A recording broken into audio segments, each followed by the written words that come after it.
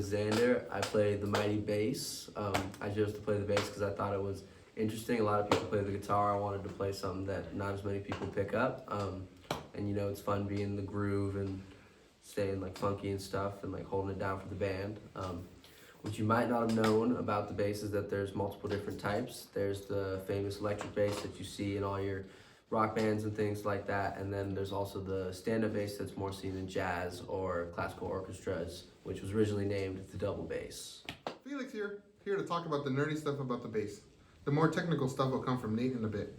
So the double bass is the biggest in the violin family. It originates from the 15th century and the 16th century, in which they were to add more emphasis on lower parts. Beethoven's close friends Domenico Dragonetti and Serge Kuznetsky were both bass players and wrote concertos for this instrument. The more you know. The double bass slowly started going to into the jazz scene with the hit of jazz and blues to accompany a soloist in a solo by being the backline of the beat. It became popular in the scenes with famous bassists such as Charles Mingus, Paul Chambers, and Ray Brown.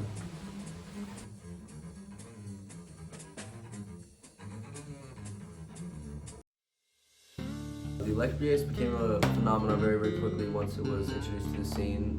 The sound of the electric bass, when it came out, it allowed for many, many different types of sound and caused many people to experiment, leading to new and different sounds. Some of the most famous bassists that play the electric bass are Jaco Pastorius, Paul McCartney. However, nowadays people are still pushing the boundaries of the bass's sound with artists such as Victor Wooten and Thundercat doing some crazy stuff. Here are a few examples to compare the sound of the bass throughout the ages. Just take a look.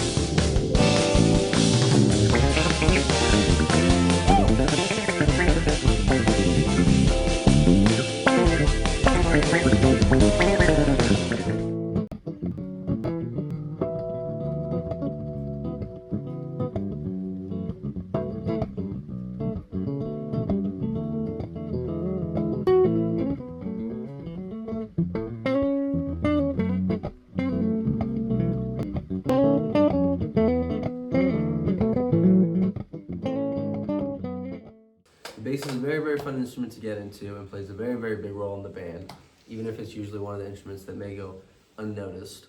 The bass has a very, very important job to complement both the rhythm and the harmony of the song. The bass player has a very, very unique relationship with the other instrumentalists in the band. The bass plays very closely to the drums, and it's their responsibility to secure and solidify the timing to ensure that the song has a very, very steady pulse to it.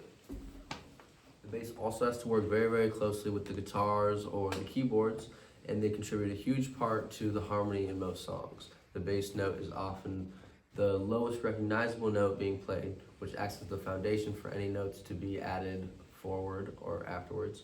The bass player will often help to supply root notes, invert chords, or use passing tones to aid to the harmonic structure of the music. So while it might seem like the bass is playing a pretty straightforward and simple part, there are often times that the bass is playing parts that really complement everyone around them, kind of to enhance the song. A good bass player often acts as the glue and holds a lot of the instruments in the band together.